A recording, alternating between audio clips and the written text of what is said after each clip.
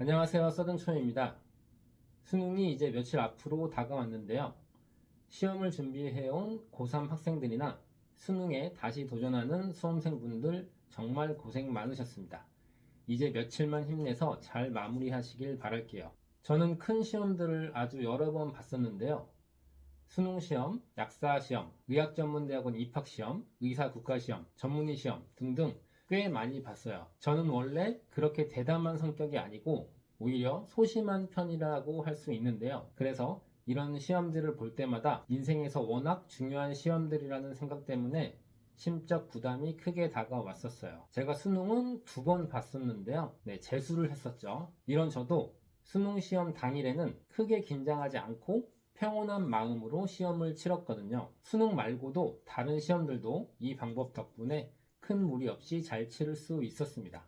오늘은 그 방법을 알려드릴게요. 수능을 앞둔 수험생분들이나 큰 시험을 준비하시는 분들도 도움이 될 거예요. 특히 저처럼 큰 시험을 앞두고 많이 긴장하는 성격을 가진 분들은 꼭 참고하셨으면 좋겠습니다.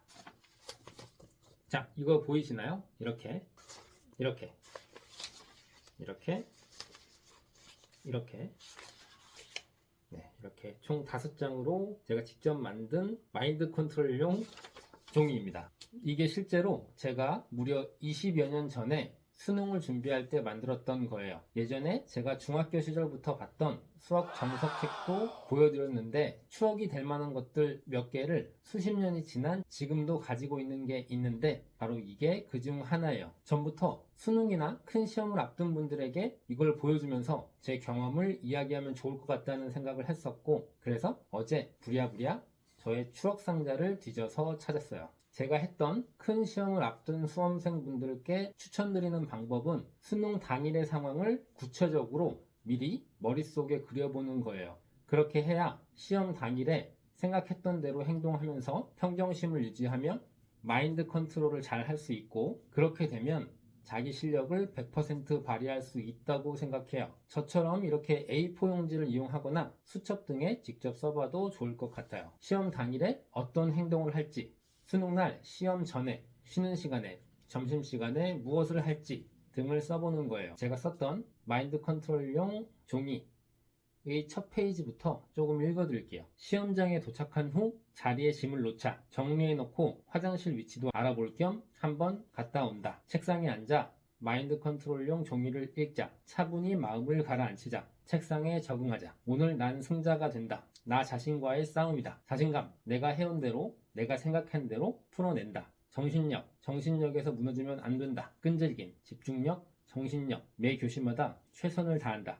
내가 승리자다. 이런 식으로 시험 당일에 마인드 컨트롤을 하려고 노력했었어요. 1교시 국어 시험 전에는 이런 내용을 써놨네요. 가져간 모의고사 문제지 1회분을 가볍게 읽으면서 집중력을 높이자. 생소한 문학 지문이 나올 거다. 결코 당황하지 마라. 집중해서 정신 바짝 차리고 차분히 읽어나가면 된다. 문제지를 나눠주면 쭉 넘겨보면서 쓰기 유형, 출제 작품, 지문 개수 등을 확인하자. 비문학, 수필, 고전, 현대 소설 순으로 풀어보자. 그리고 2교시 수학 시험 전에는 언어 영역 끝 잘 해냈다. 이제 언어는 생각하지 않기로 한다. 집에서 답 맞춰보면 내가 푼 게 다 맞을 거다. 후회는 없다. 하늘은 내 편이다. 머릿속은 수학 인진.